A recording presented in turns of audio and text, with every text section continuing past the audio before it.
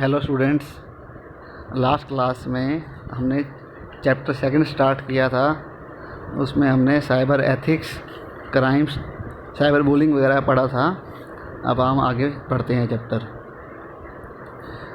आगे। Hackers and crackers. Hackers क्या होते हैं और क्रैकर्स क्या होते हैं, पहले मैं आपको थोड़ा सा शॉर्ट में समझाता हूँ, फिर उसके बाद मैं आपको डिटेल में समझाऊँगा। हैकर वो पर्सन है जिसकी कंप्यूटर स्किल्स बहुत अच्छी हैं, और वो जैसे आप पासवर्ड एंटर करते हो अपने नेट पे, अपने वेबसाइट को खोली, ईमेल खोली, ईमेल में आपने यूज़र नेम पासवर्ड डाला, यूज़र नेम पासवर्ड आपके सिस्टम से सर्वर पे जाएगा और वहाँ मैच होएगा कि अगर ओके है तब आपकी ईमेल ओपन होएगी। बट हैकर वो पर्सन है जो वो रास्ते में सर्वर पे जा रहा है, डाटा बीच में नेटवर्क से जा रहा है, उस नेटवर्क से ही आपका डाटा कॉपी कर ले और उसमें आपका यूज़र नेम और पासवर्ड निकाल ले। जैसे आपकी ईमेल या आपकी कोई भी बैंक की साइट, कोई भी चीज़ वो हैक कर सकता है उसको। तो ये होते हैं हैकर्स। और क्रैकर क्या होते हैं, जैसे आपने ईमेल आपकी ईमेल हैकर ने तोड़ ली, पर जो है क्रैकर वो बंदा है जो अभी ईमेल के अलावा जैसे बैंक सिस्टम है या एटीएम सिस्टम है, उसमें बैंक सिस्टम में, एटीएम सिस्टम में सिर्फ यूज़र नेम पासवर्ड के अलावा एक सिक्योरिटी लेयर्स होती हैं, कई एंटीवायरस की कई सिक्योरिटी लेयर्स होती हैं। और वो जो क्रैकर है वो कोड को, जैसे कोई भी कोड है, जैसे उन्होंने कोड जो सिक्योरिटी लेयर्स हैं, वो सिक्योरिटी लेयर उन्होंने मान लो लिखी जावा लैंग्वेज में, वो जावा लैंग्वेज अल्टीमेटली कन्वर्ट किस में होएंगी, मशीन लैंग्वेज में, 01 में, तभी तो कंप्यूटर समझेगा। क्रैकर जो है ना वो इतना माइंडेड बंदा होता है कि वो उस 01 की लैंग्वेज जो कन्वर्ट हो रहा होता है ना जावा का कोड 01 में, उस 01 की कोड को ढंग से पढ़ना जानता है। वो समझ जाता है कि कहाँ पर इसकी सिक्योरिटी तोड़ सकता हूँ मैं।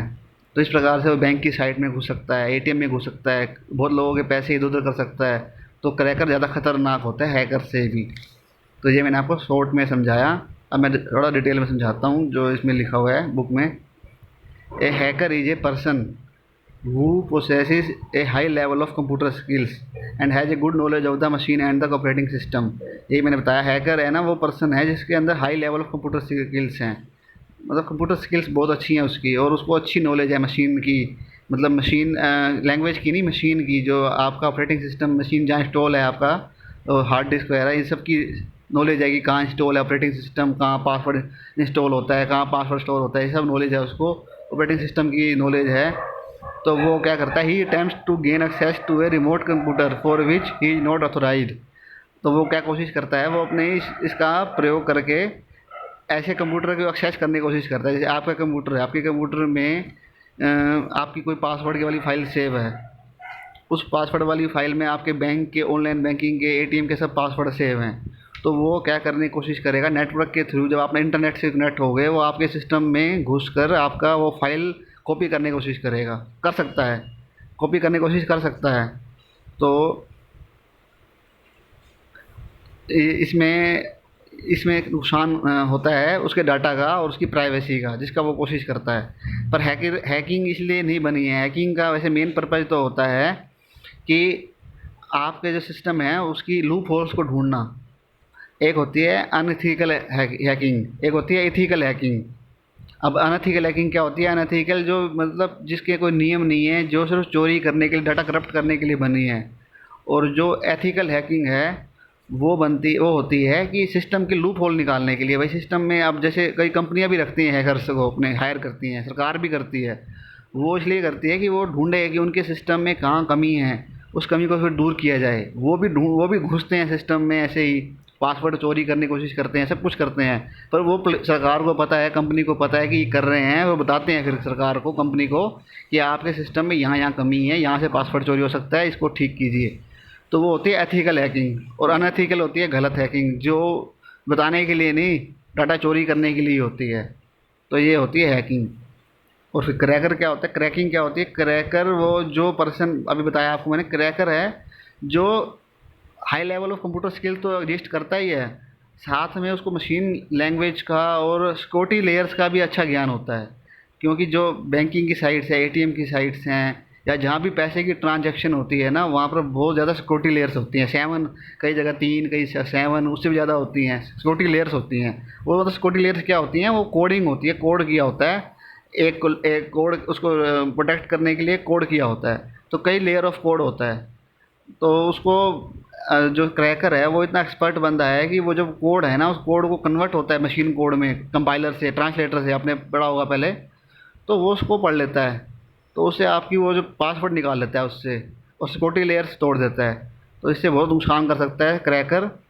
वो आपका पैसे भी चुरा सकता है, शेयर मार्केट में भी रुपए इधर उधर कर सकता है। जो क्रैकर होते हैं ये बहुत एक्सपर्ट होते हैं, ये बहुत ज़्यादा नहीं होते हैं, पर जो होते हैं बहुत एक्सपर्ट होते हैं। एक cracker on the other hand is a person who is an expert in breaking the security of a system और network to steal important information without the concern of the owner.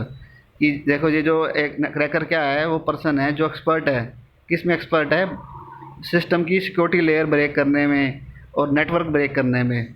और break करके क्या करेगा, वो important information चोरी कर लेगा, और बिना उस यूज़र का पता चले, आपको पता भी नहीं चलेगा। Because of this they are also known as cyber burglars. क्योंकि इसके कारण वो ऐसा उल्टा काम करते हैं, ऐसा गलत काम करते हैं, इसलिए उनको साइबर बर्गलर्स। बर्गलर्स क्या होते हैं? चोर डाकू होते हैं। जो साइबर मतलब जो इंटरनेट के चोर डाकू हैं, उनको ये कहते हैं उनको। Their intention is always to cause damage to other users. उनकी मंशा हमेशा क्या रहती है? उनकी मंशा कोई भले की तो होती नहीं हमारी। उनकी मंशा होती है कि चोरी करके डाटा, और मैं किस तरह से पैसे चुरा लूँ उसके। तो उनकी हमेशा मंशा दूसरे को नुकसान पहुँचाने की होती है।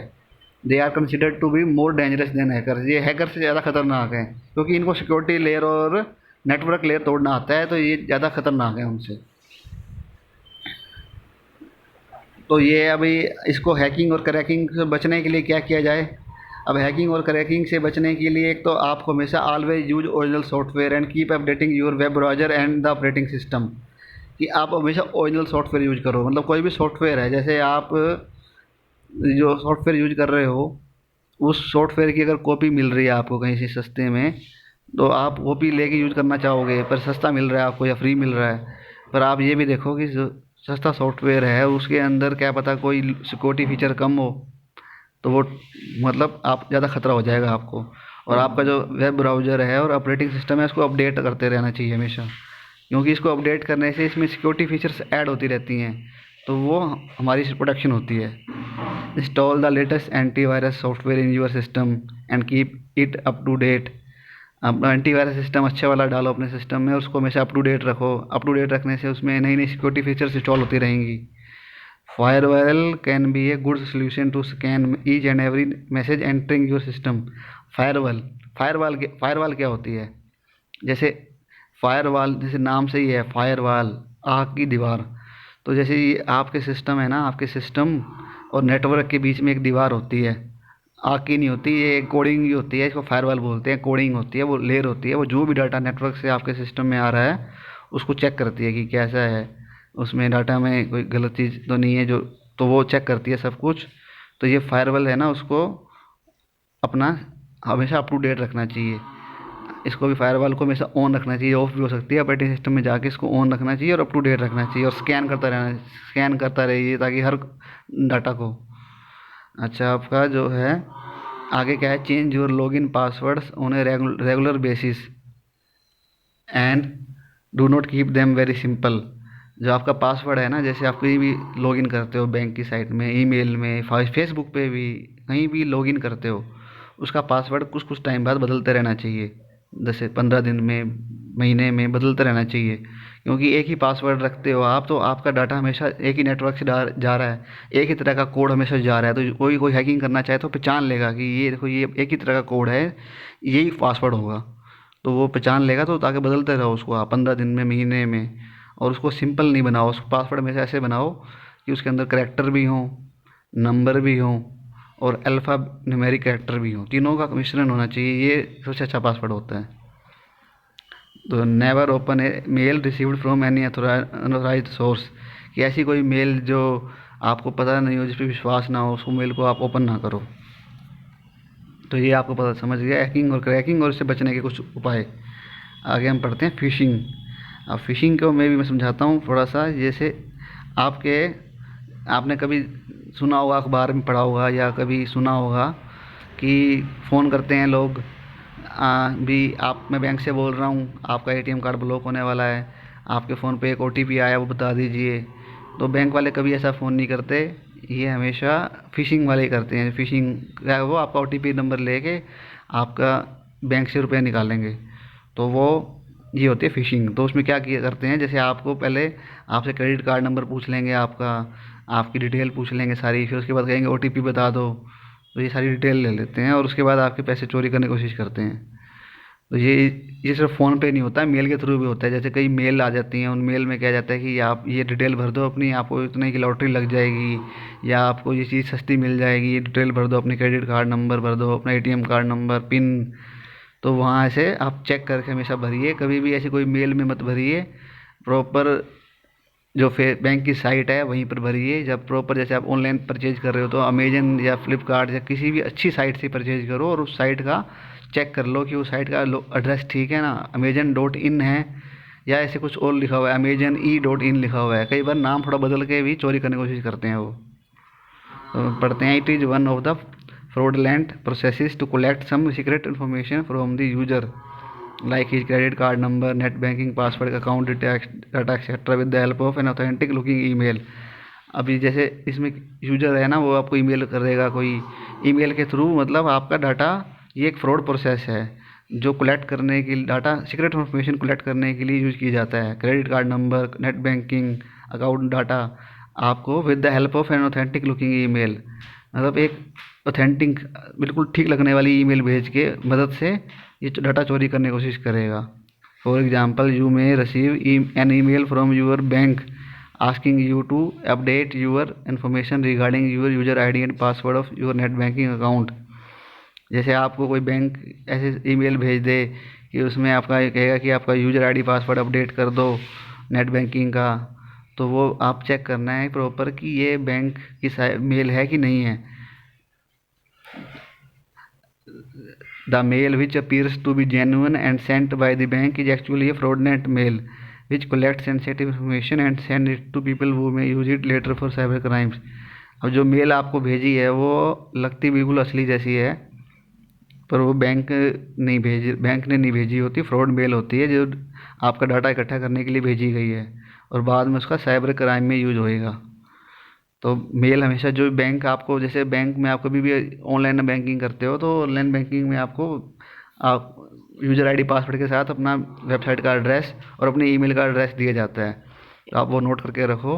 वही वेबसाइट हमेशा ओपन करो, और कोई वेबसाइट ना हो, देखना चाहिए ऊपर एड्रेस बिल्कुल वही एड्रेस होना चाहिए, बिल्कुल एक अक्षर का फ़र्क भी नहीं होना चाहिए, और नीचे ईमेल भी वही होनी चाहिए बिल्कुल। अगर कोई और ईमेल आती है तो आप उस पर रिप्लाई ना करो।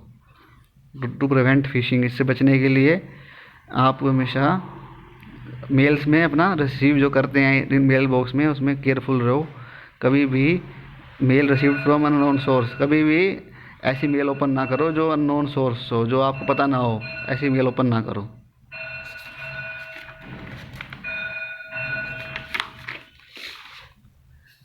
आगे है कि a mail asking you to provide any confidential details about your bank account etcetera against an online lottery is phishing mail. अब जो कभी आ जाती है मेल की लॉटरी लग गई आपकी, आप डिटेल भर दीजिए, आपके अकाउंट में पैसा डाल देंगे, वो कभी भी मत ओपन करो, वो हमेशा फ्रॉड होती हैं और उसमें कोई इन्फॉर्मेशन मत दो। Never use the link provided in mail to open the bank website, कभी भी जो मेल के अंदर लिंक है उससे बैंक की वेबसाइट ओपन ना करो। हमेशा बाहर जाके ब्राउज़र में टाइप करो जो आपको मिला है एड्रेस, जब अपने ऑनलाइन अकाउंट खोला है तो आपको जो एड्रेस मिला है वही टाइप करो। तो ये कुछ फीचर्स हैं, ये आप आज पढ़ो, ये बाकी हम कल करते हैं।